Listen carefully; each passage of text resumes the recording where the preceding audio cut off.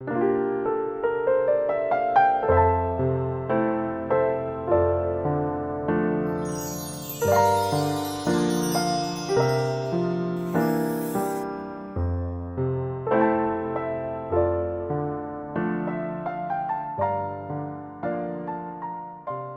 31편 1절에서 8절까지 말씀을 우리 교독합니다. 여호와여, 내가 주께 피하오니 나를 영원히 부끄럽게 하지 마시고 주의 공의로 나를 건지소서. 내게 귀를 기울여 속히 건지시고 내게 견고한 바위와 구원하는 산성이 되소서. 주는 나의 반석과 산성이시니 그러므로 주의 이름을 생각하셔서 나를 인도하시고 지도하소서. 그들이 나를 위하여 비밀이 친 그물에서 빼내소서. 주는 나의 산성이시니이다. 내가 나의 영을 주의 손에 부탁하나이다. 진리의 하나님 여호와여, 나를 속량하셨나이다. 내가 허탄한 거짓을 숭상하는 자들을 미워하고 여호와를 의지하나이다. 내가 주의 인자하심을 기뻐하며 즐거워할 것은 주께서 나의 고난을 보시고 환난 중에 있는 내 영혼을 아셨으며 나를 원수의 수중에 가두지 아니하셨고 내 발을 넓은 곳에 세우셨음이니이다. 아멘. 할렐루야. 하나님의 크신 은혜와 평강이 오늘도 변함없이 여러분 가운데 가득 넘치기를 주님의 이름으로 축원합니다. 오늘 1절 말씀은 이렇게 시작을 합니다. 여호와여, 내가 주께 피하오니 나를 영원히 부끄럽게 하지 마시고 주의 공의로 나를 건지소서. 오늘도 다윗은 하나님께로 피하죠. 마치 우리가 매일 새벽에 이렇게 하나님께 피하여 나온 것처럼 다윗 역시도 하나님께 피하지 않고는 살 수가 없는 거죠. 그러니까 다윗이나 우리나 어떤 삶의 자리는 그렇게 크게 다르지 않습니다. 우리가 신앙의 위인들 우리가 생각을 하다 보면 그 사람들은 좀 우리하고 뭐가 달랐겠지, 우리의 삶하고 좀 달랐겠지, 이런 생각을 더러 하기도 하는데, 그런데 우리가 인생을 살아봐서 알잖아요. 다들 비슷한 삶을 살고 있더라고요. 다들 하나님께 피하지 않고는 살 수가 없는 그러한 삶의 자리에서 각자의 모습에서 그렇게 살아가고 있더라고요. 성경의 인물들도 마찬가지입니다. 오늘 다윗도 그래서 하나님께 피하여 나온 것입니다. 자, 그러면 지금 다윗은 어느 정도로 힘든 상황인가 할 때에 아까 나를 영원히 부끄럽게 하지 마시고 그랬어요. 그럼 이제 이걸 돌려 생각해 본다면 왜 이런 기도를 하겠는가 할 때에 아마도 지금 부끄러움과 수치를 당하고 있는 혹은 당할지도 모르는 그런 상황이라 우리가 이렇게 생각을 해볼 수가 있겠죠. 예를 들면 이런 것일 수 있겠습니다. 전쟁 중에 지금 골리앗하고 싸우러 나가는데 다윗이 하나님께서 나와 함께 하시고 그래서 내가 이길 수 있습니다. 그리고 이제 자신만만하게 나왔는데 아니 근데 만약에 여기서 패하면 어떻게 되겠어요? 얼마나 부끄럽겠어요? 그런 경우가 있을 수 있겠죠. 예를 들면 자, 이런 또 경우도 있을 수 있습니다. 언젠가는 사울 왕에게 쫓겨다니는데 블레셋 그 나라에 망명을 합니다. 그런데 이제 그 블레셋 사람들이 다윗을 보고 아니 사울이 죽인 자는 천천이고 다윗이 죽인 자는 만만입니다 했던 바로 그 다윗이 아닙니까? 한마디로 말하면 이 사람은 망명을 받아주면 안 되고 오히려 이 기회를 타서 다윗을 제거해버려야 됩니다, 이런 얘기잖아요. 블레셋의 원수라는 이야기잖아요. 그러니까 다윗이 내심 깜짝 놀래가지고 갑자기 그 앞에서 미친 채를 하죠. 수염에 막 침을 막 흘리면서 그적그적거리면서 그렇게 미친 채를 합니다. 다윗 아닌 척을 하는 거예요. 살기 위해서 별짓을 다 한 겁니다. 이제 그런 부끄러움을 겪은 일이 있어요. 그런 경우가 또 두 번째. 혹은 다윗이 지금 누명을 쓰고 억울한 모함을 받고 있는지도 모르겠습니다. 이를테면 함정에 빠진 거죠. 함정에. 4절 보면 이런 말씀이 지금 나와요. 그들이 나를 위하여 비밀이 친 그물에서 빼내소서.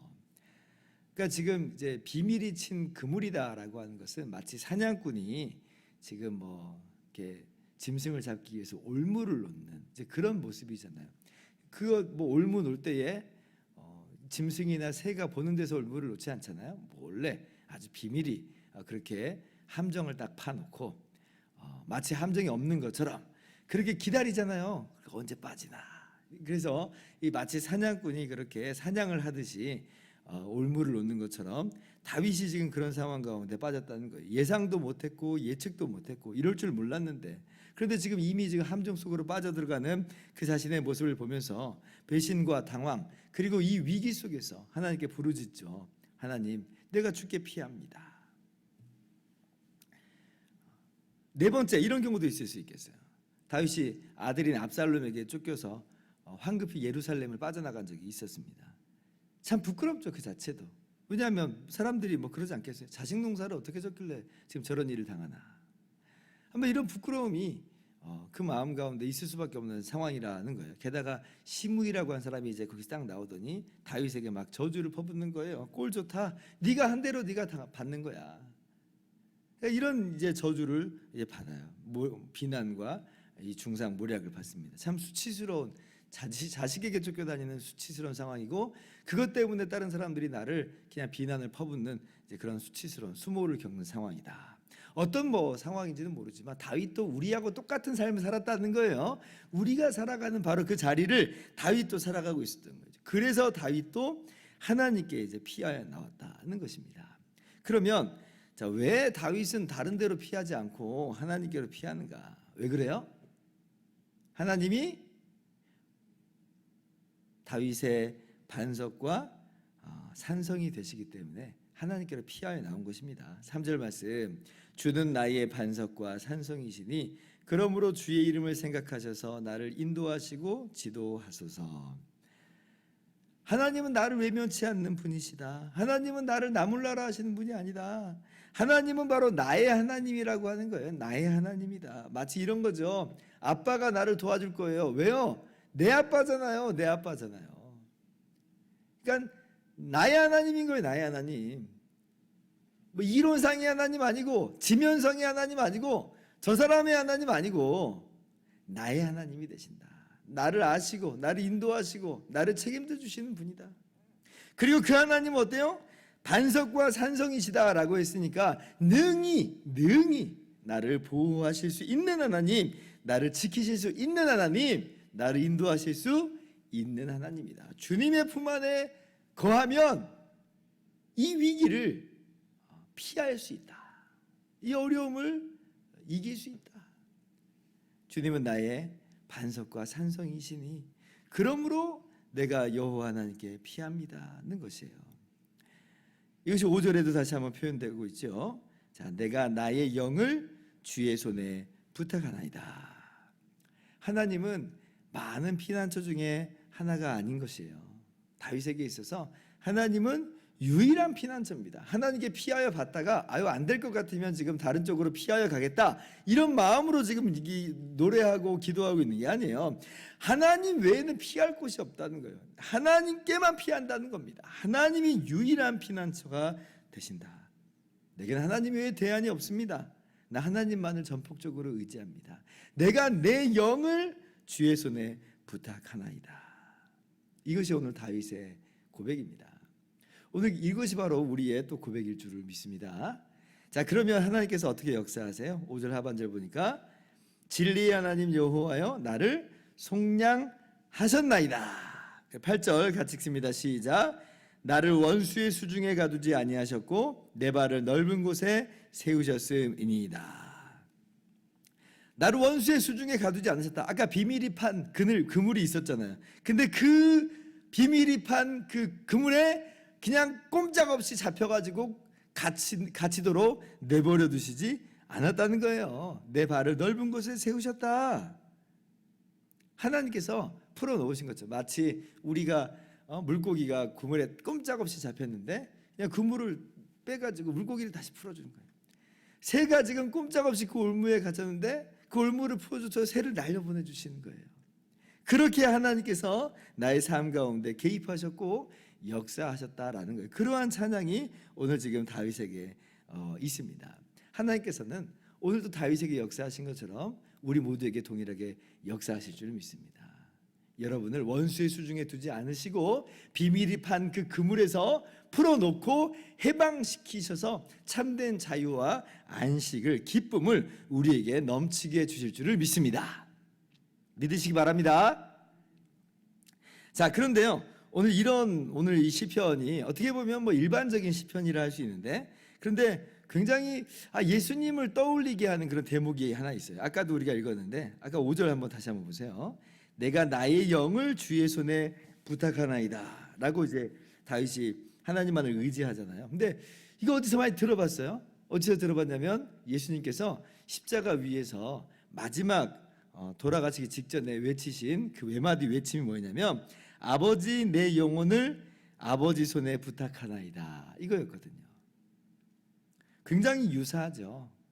그래서 어쩌면 다윗이 지금 자신의 처한 상황 속에서 전에 이제 주일날 살펴봤던 것처럼 지금 예수님 사건을 지금 미리 내다본 건 아닌가 이런 생각이 좀 들 정도예요. 어쩌면 뭐 그거 아니더라도 다윗은 그냥 순전히 자신의 마음을 기록을 요번에 했는데 근데 이제 주님께서 십자가 위에서 아마도 이 시편 말씀이 떠올랐을 수 있어요. 그래서 이제 이 29편 이 31편 이 말씀을 가지고 아마 예수님께서 마지막 외마디 외침을 함께 담아내고 있었던 것은 아닌가. 어쨌든지 간에 뭐 어떤 것이든지 간에 예수님께서 그렇게 주님의 손에 의탁을 했어요. 아버지 손에 의탁을 했어요. 어떻게 됐어요? 하나님께서 예수님을 죽음 가운데 내버려 두시지 않고 3일 만에 다시 살리시는 것으로 원수의 수중에 가두지 않으시고 그 발을 넓은 곳에 두셨죠. 그렇게 하여서 예수 그리스도 안에서 우리가 함께 해방된 거예요. 예수 그리스도 안에서 함께 부활의 열매에 우리가 동참하게 된 거죠. 예수님이 부활의 첫 열매가 되셨으니까 우리는 예수님의 부활에 따라서 부활하게 되는 해방받고 구원을 얻게 되는 놀라운 은혜에 참여하게 된 것이죠. 그러므로 하나님께서 분명히 오늘 우리의 기도 가운데 응답하시고 우리의 피난처가 되시고 그렇게 우리를 이끌어 주실 줄을 우리가 또 믿고요. 근데 한편으로는 이미 예수 그리스도 안에서 우리가 원수의 수중에서 완전히 벗어났고 우리의 발이 넓은 곳에 있다는 것을 아울러서 기억하면서 이것이 또한 감사의 기도로 우리가 오늘 함께 드릴 수 있기를 바랍니다. 그래서 이제 말씀을 마칩니다. 오늘 말씀을 통해서 우리의 삶 가운데 그대로 적용했으면 좋겠어요. 우리가 시편 말씀이 우리 마음 가운데 우리 삶 가운데 깊게 다가오는 그런 이유가 뭐냐면 이거 우리들이 경험하는 내용들이거든요. 지금 딴 사람의 이야기가 아닌 것 같아요. 내 이야기 같아요. 그러니까 오늘 시편을 가지고 우리가 함께 기도할 수 있는 거예요. 여호와여 내가 주님께 피하였습니다. 다윗이 그런 것처럼 오늘도 기도로 하나님께 피하면서 은혜를 구하기를 바라고요. 그리고 또 한편으로는 이것이 예수 그리스도 안에서 성취된 것으로서 예수님 안에서 우리가 이미 자유와 참된 평강을 얻었다고 하는 것을 함께 아울러 기억하면서 또 감사의 기도로도 나아가는 이 시간 되기를 주님의 이름으로 축원합니다. 기도하겠습니다.